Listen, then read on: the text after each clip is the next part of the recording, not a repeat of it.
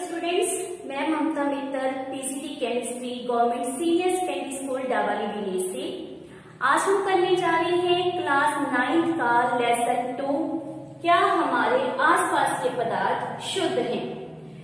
इसमें हम आज डिस्कस करने जा रहे हैं कि कोलाइड क्या होते हैं, कोलाइड के कौन कौन से गुण हैं, टिंडल इफेक्ट क्या होता है, निलंबन किसे कहते हैं। तो सबसे पहले हम शुरू करते हैं विलयन से। आपने पिछले लेक्चर में भी पढ़ा था कि विलयन दो पदार्थों से मिलकर बनता है, विलेय तथा विलायक। विलेय क्या होता है? जिसकी मात्रा कम होती है, और विलायक जिसकी मात्रा ज्यादा होती है। जैसे मैंने पानी और नमक ले लिया, उसका घोल तैयार करना है तो पानी अधिक मात्रा में लेंगे और नमक कम मात्रा में लेंगे। तो इसमें पानी क्या है? विलायक, और नमक क्या है? विलेय। इन दोनों को मिलाने से क्या बनते हैं? विलयन। तो विलेय के आकार के ऊपर आधारित हमारे पास विलयन 3 तरह के होते हैं: वास्तविक विलयन, कोलाइड्स तथा निलंबन। यदि विलेय के आकार बहुत ही छोटा हो, कितना छोटा? 10 की पावर -9 सेंटीमीटर या फिर उससे भी कम अगर विलेय का आकार होता है तो हमारे पास वास्तविक विलयन बनता है। विलेय के जो कण होते हैं वो विलायक के कणों के बीच में छुप जाते हैं। समझ गए? विलेय के कण जो होते हैं वो विलायक के कणों के बीच अपना स्थान बना लेते हैं, जिस कारण हमें नग्न आंखों से वो दिखाई नहीं देते। इवन माइक्रोस्कोप, जिसे सूक्ष्मदर्शी कहते हैं, उसके द्वारा भी ये पार्टिकल हमें नजर नहीं आते, ये इतने ज्यादा छोटे होते हैं। इसके उदाहरण हमारी डेली लाइफ में क्या है? जैसे नमक का घोल होता है, चीनी का घोल है, कॉपर सल्फेट। नॉर्मली आपने लैब में देखा है, तो कॉपर सल्फेट को अगर हम पानी में मिलाते हैं तो जो घोल तैयार होता है, जो विलयन बनता है, उसे क्या कहते हैं? वास्तविक विलयन। कोलाइड में विलेय का आकार थोड़ा सा बड़ा हो जाता है। इसका आकार होता है 10 की पावर -9 सेंटीमीटर से लेकर 10 की पावर -7 सेंटीमीटर। मतलब इस रेंज के बीच यहाँ पर विलेय का आकार होता है। नो डाउट ये है भी नग्न आंखों से हमें दिखाई नहीं देते। जैसे दूध के अंदर जो क्रीम होती है वो हमें नग्न आंखों से दिखाई नहीं देती, परंतु अंडर द इलेक्ट्रॉनिक माइक्रोस्कोप वो हमें नजर आते हैं। विलेय के पार्टिकल्स जो होते हैं वो हम गिन सकते हैं, वो हमें नजर आते हैं। तो यहाँ पर विलेय का आकार बड़ा हो जाता है। ये देखने में तो समांगी लगते हैं, लेकिन एक्चुअल में ये क्या होते हैं? विषमांगी। थर्ड टाइप हमारे पास क्या है? निलंबन। निलंबन जैसे कि हमारे पास मिट्टी को पानी में मिला दिया जाए तो मिट्टी के कण जो होते हैं वो हमें नजर आते हैं। हमारे सिंपल नग्न आंखों से ये नजर आ रहे हैं। तो यहाँ पर ऑब्वियस है पार्टिकल का साइज बड़ा हो गया। वो कितना होता है? 10 की पावर -7 सेंटीमीटर या फिर इससे भी अधिक, जिसके कारण ये हमें इजीली नजर आ सकते हैं। तो आज हम मेन डिस्कस करने जा रहे हैं कोलाइड के बारे में। कोलाइड की हमारी डेली लाइफ में क्या क्या एग्जाम्पल है, पहले हम उनको देखते हैं।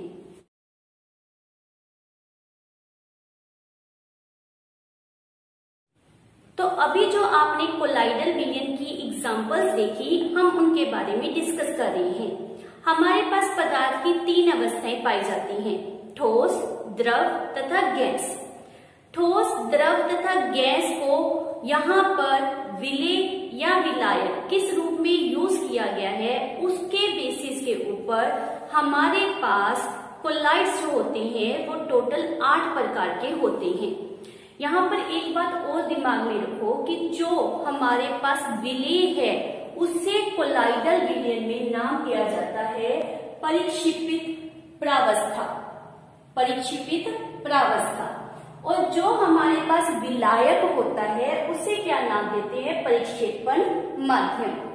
तो यहाँ पर हम परिक्षेपण माध्यम में परिक्षेपित प्रावस्था को मिक्स करके कोलाइडल विलयन को तैयार करते हैं।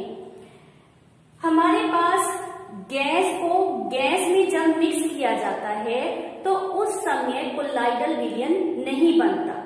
इसीलिए हमारे पास कोलाइडल विलयन टोटल 8 प्रकार के होते हैं, जिसको हम डिस्कस कर रहे हैं और उनके स्पेशल नाम आपने याद करने हैं। सबसे पहले हम डिस्कस कर रहे हैं जब गैस के अंदर द्रव को मिक्स किया जाता है, मतलब गैस ज्यादा मात्रा में होगी और द्रव कम मात्रा में होगी, तो उस समय जो कोलाइडल विलयन तैयार होगा उसे नाम दिया जाता है एरोसोल का। और उसकी उदाहरण याद करनी है आपने, जैसे बादल या कोहरा। आपको पता है बादल या कोहरा में गैस ज्यादा मात्रा में होती है और जो द्रव होता है वो कम मात्रा में होता है। जब गैस के अंदर ठोस मिक्स होते हैं तो भी जो कोलाइडल विलयन बनता है उसे हम एरोसोल का नाम देते हैं। उसकी उदाहरण है धुआं। धुएं में जैसे हम जानते हैं कि गैस के अंदर कार्बन के कण होते हैं, तो वो हमारे पास कौन सा विलयन तैयार हो जाएगा, दैट इज एरोसोल। नेक्स्ट है जब आपके पास द्रव को एज ए माध्यम के रूप में उपयोग किया जाता है। तो सबसे पहले है द्रव के अंदर हमने गैस को मिक्स किया है, इसे हम नाम क्या देते हैं, फोम का। इसकी उदाहरण क्या होती है, शेविंग क्रीम। शेविंग क्रीम में द्रव ज्यादा मात्रा में होता है और गैस कम मात्रा में होती है। जब आपके पास माध्यम द्रव हो तथा उसमें प्रावस्था द्रव ही ली जाए, बहुत इंपॉर्टेंट, इसे हम नाम क्या देते हैं, इमल्शन। और इसकी उदाहरण जैसे अभी आपने देखी दूध या फिर फेस क्रीम होती है। दूध एक ऐसा इमल्शन है जिसमें पानी के अंदर क्रीम मिक्स होती है, जबकि फेस क्रीम में क्रीम के अंदर पानी को मिक्स करके इमल्शन बनाते हैं। नेक्स्ट है जब द्रव माध्यम के रूप में होता है और उसमें प्रावस्था ठोस होती है तो उसे हम नाम क्या देते हैं, सोल का। उसकी सिंपल उदाहरण हमारे पास क्या होती है, जैसे कीचड़। कीचड़ में आपको पता ही है द्रव ज्यादा मात्रा में होता है और ठोस कम मात्रा में होता है। नेक्स्ट है जब आपके पास माध्यम ठोस होता है तो ठोस में जब गैस को मिक्स किया जाता है तो हमारे पास क्या बनती है, फोम। पहले भी हमने फोम की थी, लेकिन वो किसके लिए हमने रेफर किया था, जब द्रव के अंदर गैस को मिक्स करते हैं। और अब हम क्या कर रहे हैं, जब ठोस के अंदर गैस को मिक्स किया जाता है तो हमारे पास क्या बनती है, फोम। उदाहरण क्या है, रबड़ और स्पंज। स्पंज आप सबने देखी है, स्पंज के अंदर गैस फिल होती है ना, उसमें जो छेद होते हैं वहां पर गैस फिल होती है, इसी कारण वो फ्लफी होती है। तो उसका उदाहरण हमारे पास क्या है, स्पंज। जब ठोस के अंदर द्रव को मिक्स किया जाता है तो जो प्रकार हमारे पास कोलाइडल की बनती है उसे हम नाम क्या देते हैं, जेल का। उदाहरण क्या है हमारे पास, पनीर या फिर मक्खन।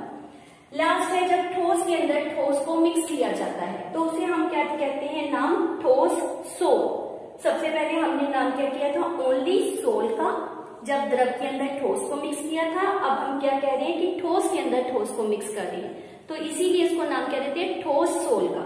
उसकी उदाहरण हमारे पास क्या है, दुधिया कांच। ये हमारे पास टोटल 8 प्रकार के कोलाइडल विलयंस होते हैं, डिपेंडिंग अपॉन उसमें किस अवस्था को एज ए माध्यम यूज किया गया है और पदार्थ की किस अवस्था को एज ए प्रावस्था के रूप में उपयोग किया गया है। नेक्स्ट हम डिस्कस कर रहे हैं कोलाइडल की डिफरेंट प्रॉपर्टीज, उनके गुण धर्म के बारे में। कोलाइडल विलयन के गुण धर्म, सबसे पहला पॉइंट, यह एक विषमांगी मिश्रण है।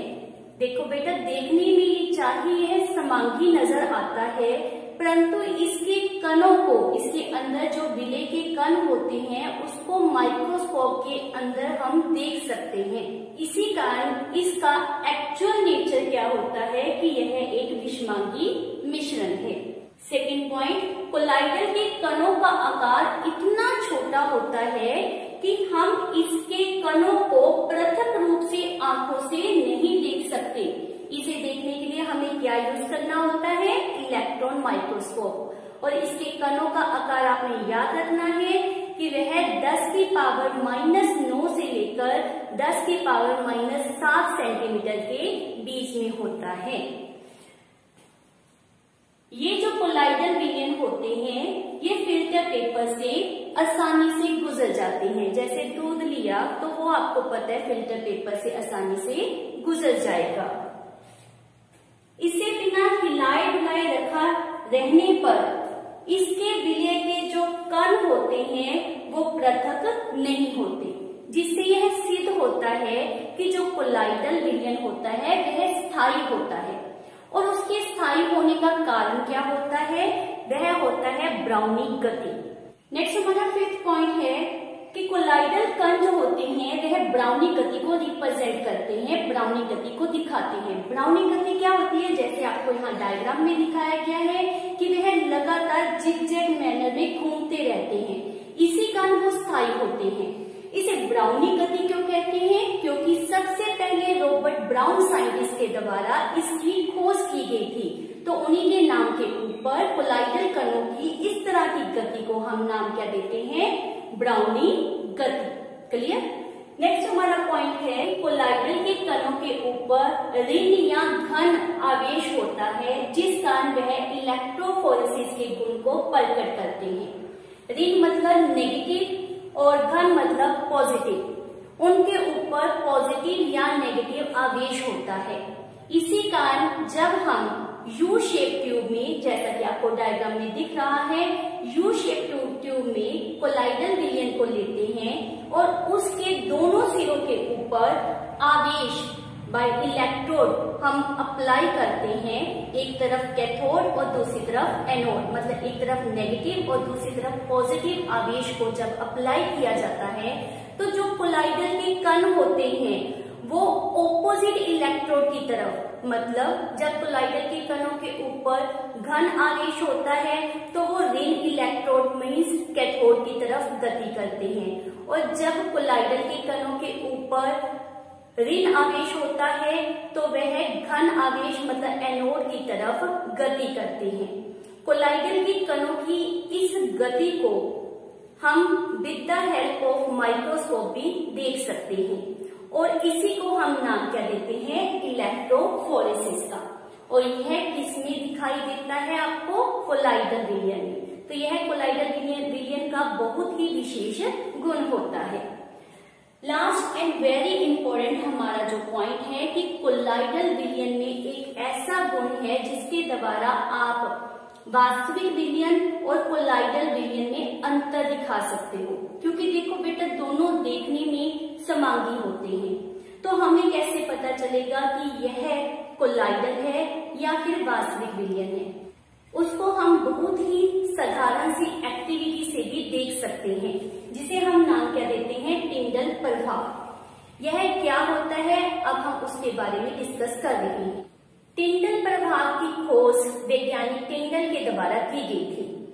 क्या होता है टिंडल प्रभाव? मान लेते हैं जैसा कि आपको डायग्राम में दिखाया गया है, एक हमने वास्तविक विलयन और दूसरा कोलाइडल विलयन एक अंधेरे कमरे में रखा है, और उस अंधेरे कमरे में एक तरफ से प्रकाश पुंज आ रहा है। जब वह वास्तविक विलयन में से क्रॉस करता है तो उसका पथ हमें दिखाई नहीं देता, लेकिन जब वो कोलाइडल विलयन में से क्रॉस करता है तो उसका पथ बहुत ही अच्छी तरह से देखा जा सकता है। तो क्या कारण है कि कोलाइडल विलयन में प्रकाश किरणों के पुंज को देखा जा सकता है, उसका पथ नजर आता है? तो हमारे पास मेन कारण क्या होता है कि कोलाइडल के कण जो होते हैं वो इतने छोटे होते हैं कि जब प्रकाश की किरणें उसके ऊपर पड़ती हैं तो वह उन किरणों को सभी दिशाओं में बिखेर देता है, मीन्स प्रकाश का प्रकीर्णन कर देता है।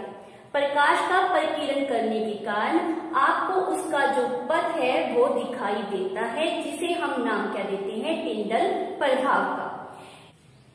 यह टिंडल प्रभाव आप अपनी डेली लाइफ में भी देख सकते हो।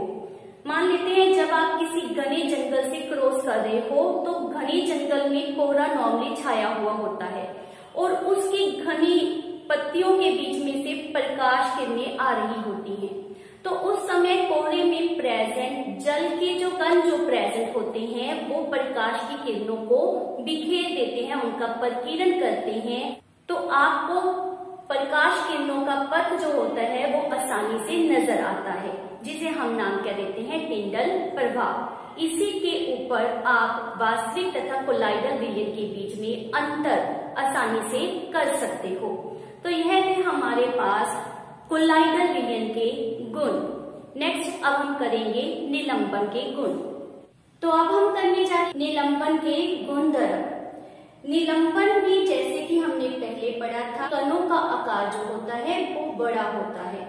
आकार हमने कितना मेंशन किया है, 10 की पावर -7 सेंटीमीटर से अधिक। इसी कारण ये हमें आंखों से स्पष्ट दिखाई देते हैं। जैसे मिट्टी को आपने पानी में मिक्स कर दिया तो जो मिट्टी के कण हैं वह स्पष्ट रूप से नग्न आंखों से देखे जा सकते हैं। तो यह मिश्रण कैसा होता है, विषमांगी होता है। एज वेल एज यह अपारदर्शी होगा, मीन्स इसके आर पार दिखाई नहीं देता है। इसके जो कण होते हैं वह आंखों से या नग्न आंखों से देखे जा सकते हैं। आपको इसके कणों को देखने के लिए किसी special instrument like microscope, electronic microscope की आवश्यकता नहीं होती है। निलंबन के जो कण होते हैं वह भी प्रकाश की किरणों को फैला देते हैं, जिसके कारण प्रकाश का पथ हमें आसानी से नजर आता है। तो यह भी टिंडल प्रभाव को दर्शाते हैं। ये अस्थायी विलयन है, मीन्स जब आप मिट्टी को पानी में घोलते हो और उसको कुछ समय के लिए शांत इसी तरह से बिना हिलाए डुलाए रख देते हो तो आप क्या देखते हो कि थोड़े ही समय में मिट्टी जो होती है वह पानी में नीचे बैठ जाती है। इसका मतलब क्या है कि यह जो विलयन है यह अस्थायी होता है। लास्ट पॉइंट, इसके कणों को फिल्टर पेपर के द्वारा छान कर आप अलग कर सकते हो, मतलब विलायक अलग हो जाएगा और विलय के कण जो है वो अलग हो जाएंगे। तो छानन विधि के द्वारा इसके कणों को मिश्रण से हम पृथक कर सकते हैं। तो अब हम कर रहे हैं एक्सपेरिमेंट, जिसमें मैंने एक लेना है वास्तविक विलयन, एक कोलाइडल तथा एक निलंबन। तो उसके लिए हमने लिए हैं 3 पानी के गिलास। पहले गिलास में हम ऐड कर रहे हैं साल्ट। साल्ट ऐड करने पर आपको पता है यह हमारा क्या बन जाएगा, वास्तविक विलयन। दूसरे में हम ऐड कर रहे हैं दूध। तो ये हमारा कौन सा विलयन बन गया, कोलाइडल। और इन द थर्ड वन हम ऐड कर रहे हैं सैंड को, मिट्टी को। तो आप मेंशन कर सकते हो कि जो हमारा फर्स्ट वन है वो क्या है, वास्तविक विलयन। सेकंड हमारा क्या है, कोलाइडल। और थर्ड वन हमारा क्या है, निलंबन। तो अब हम कर रहे हैं टिंडल इफेक्ट। टिंडल इफेक्ट के लिए हमें क्या चाहिए, प्रकाश पुंज। तो हम चेक करते हैं कि कौन सा प्रकाश पुंज का या प्रकाश की किरणों का विकिरण करता है। तो सबसे पहले हम वास्तविक विलयन में से प्रकाश पुंज को गुजारेंगे। जैसा कि आप देख रहे हैं कि इसमें से प्रकाश पुंज गुजरता हुआ नजर नहीं आ रहा, उसका रास्ता हमें नजर नहीं आ रहा। अब हम यही एक्सपेरिमेंट करेंगे विद द कोलाइडल विलयन। तो कोलाइडल विलयन में से आप देख रहे हैं कि हमें प्रकाश का पुंज गुजरता हुआ नजर आ रहा है, कारण यह प्रकाश का परिकिरण कर सकता है। अब यही एक्सपेरिमेंट हम करेंगे निलंबन के साथ।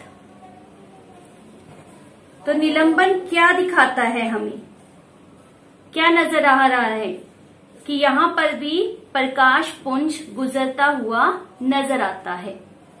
तो इट मीन्स निलंबन तथा कोलाइडल सॉल्यूशन प्रकाश का परिकिरण करते हैं, टिंडल प्रभाव को शो करते हैं, जबकि वास्तविक विलयन टिंडल प्रभाव को प्रकट नहीं करता।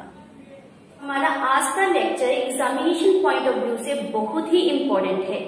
इसमें से प्रश्न या तो आपके पास डायरेक्ट पूछे जा सकते हैं या फिर उनको लिटिल मॉडिफाई करके पूछा जा सकता है।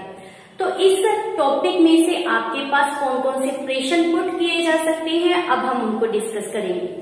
हमारा फर्स्ट प्रश्न है कोलाइडल विलयन किसे कहते हैं, उसकी विशेषताएं बताएं। तो आपको पता ही है कि कोलाइडल विलयन किसे कहते हैं, जिसमें कणों का साइज जो होता है वो वास्तविक विलयन से बड़ा और निलंबन से छोटा होता है।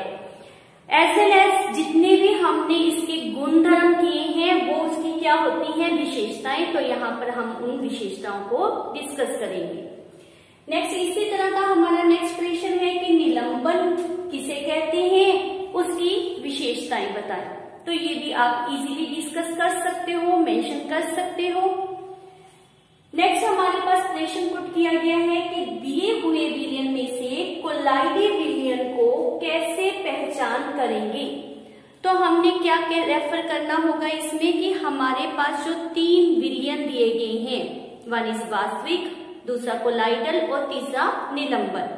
तो निलंबन की पहचान तो हमें देखकर ही हो जाएगी, क्योंकि उसमें कणों का साइज बड़ा होता है। तो वो आपको इजीली पता चल जाएगा कि इसमें कण नजर आ रही हैं, तो ये क्या होगा, निलंबन। वास्तविक और कोलाइडल की हम पहचान कैसे करेंगे, जैसे मैंने अभी बताया आपको, हम उसमें से प्रकाश पुंज को क्रॉस करवा के देखेंगे।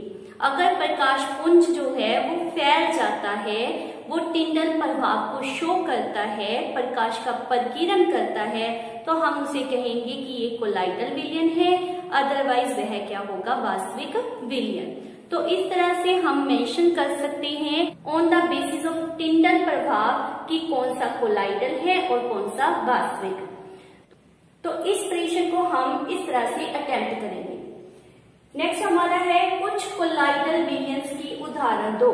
तो कौन सी उदाहरणें देंगे यहाँ पर, जो मैंने अभी टेबल बनाकर आपको 8 प्रकार के कोलाइडल विलयन समझाए थे, उस टेबल को या तो इस प्रश्न के आंसर में आप बनाकर एक्सप्लेन करोगे, या फिर अगर थोड़े नंबर का आपका प्रश्न है, जैसे 2 मार्क्स का या 1 मार्क्स का प्रश्न है, तो आप कुछ कोलाइड्स की एग्जाम्पल दे दोगे। जैसे हमने कहा था कोहरा होता है, टूथपेस्ट की एग्जाम्पल, ब्लड की एग्जाम्पल, तो यहाँ पर वो उदाहरण भी दे सकते हो।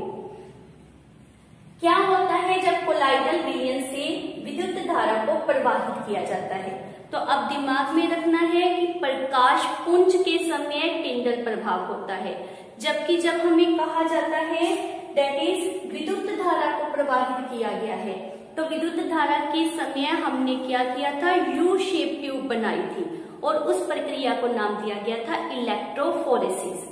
मीन्स या तो डायरेक्ट क्वेश्चन हो सकता है कि इलेक्ट्रोफोरेसिस किसे कहते हैं, या फिर आपसे ये पूछा जा सकता है कि जब कोलाइडल विलयन से विद्युत धारा को प्रवाहित करते हैं तो क्या रिजल्ट आता है।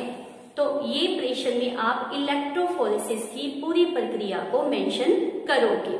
डायग्राम के साथ अगर मेंशन करते हो तो बहुत ही अच्छे आपको मार्क्स मिलते हैं। नेक्स्ट प्रश्न हमारे पास बहुत ही सिंपल है।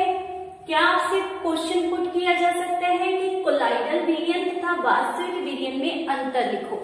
तो यह प्रश्न आपके पास एटलीस्ट 3 मार्क्स में पूछा जाता है, जिसमें आपने 4 से 5 अंतर रेफर करने हैं और इजीली वो बन जाते हैं। जब आप उनकी विशेषताओं को एक दूसरे के साथ कंपेयर करोगे तो आप इजीली इनके 5 अंतर मेंशन कर सकते हो।